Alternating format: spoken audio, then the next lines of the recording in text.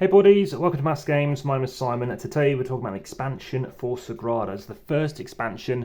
This is the 5-6 player expansion, which also happens to have some private dice pool rules. So in this particular game, what we're looking to do is ultimately get the most points, just like in Sagrada. It plays very similarly. Let me show you the difference. Well, first up, you saw me make this dice tray, which people have already commented about on YouTube because they said they didn't know how to put it together. And you saw, I don't tend to do this stuff, but actually build something in an unboxing teaser trailer preview video. But do check out the playlist for that as well. And of course, everything's with Floodgate. There's a playlist for Floodgate, as well as various other stuff as well. So in this particular one, this is a how to set up, play, and review video. So check out the playlist for that. You are going to have 2 dice of each colour. This is 5 dice. There's obviously 10 in total. Obviously one of these per player, which I didn't fully punch out last time. I have played both colours. So obviously we've got yellow one, we've showed you before. We've got red here. And you're going to roll them, and I tend to do it by colour. You can do it by value. But what you're doing this time round is you can do one of 3 things. You can choose to take a dice, so you can have a number of dice equal to the number of players plus 1 if you're playing it without these private dice rules. Otherwise, as I most recently played it, you're playing with 2 players. You're going to grab 6 of each colour, that's 30, put them in a bag, and everything else is going to go away. So I know it's not really in shot, but there we go. You've got loads more out of shot.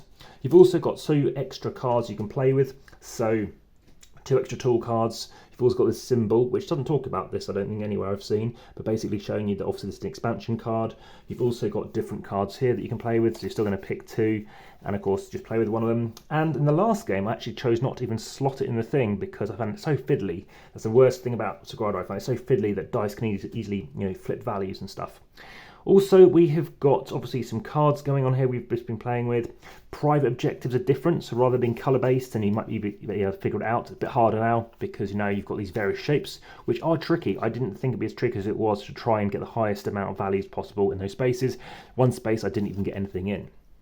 So what will you be doing? Well, on your first turn, whoever's going to go first, what you're going to be doing is either picking a dice. You're going to grab those dice. By the way, this dice tray is very annoying because you roll dice a bit too high, you can't see it, and those are the extra dice that come in the game.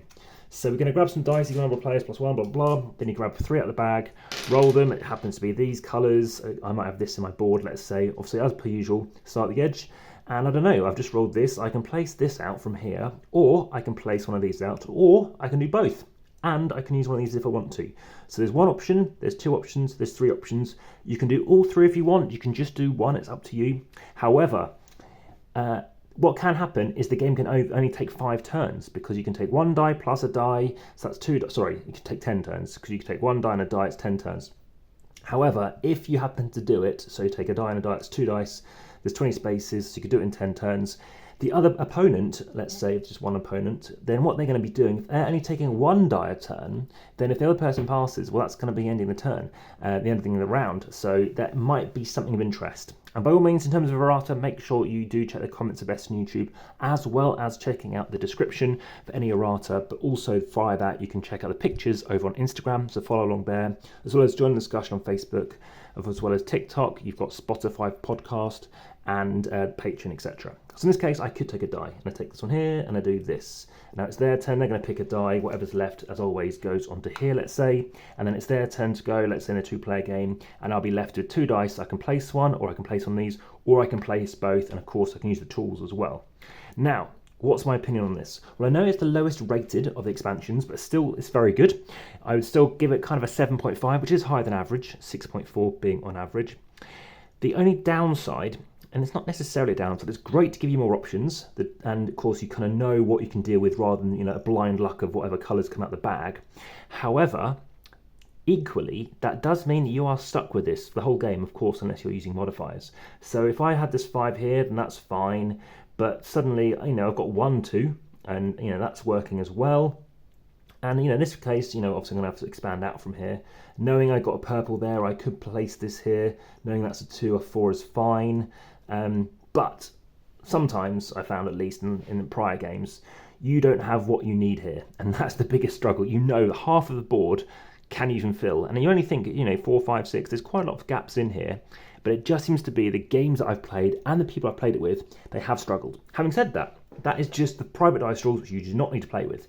When I first played this, I played on normal dice rules, and I played it 5 to 6 player. It did not take too long. It went very, very smoothly. It was really nice, very enjoyable. So from that perspective, I highly recommend the game. So maybe it's the game itself that I think is just better than the expansion. But you can still get it because you're getting the expansion out of it. So getting more players is not a bad thing. It doesn't take longer than you anticipate, which is really good. I think because the snake draft, the fact you've got all these dice visible, you generally know what you're going to pick.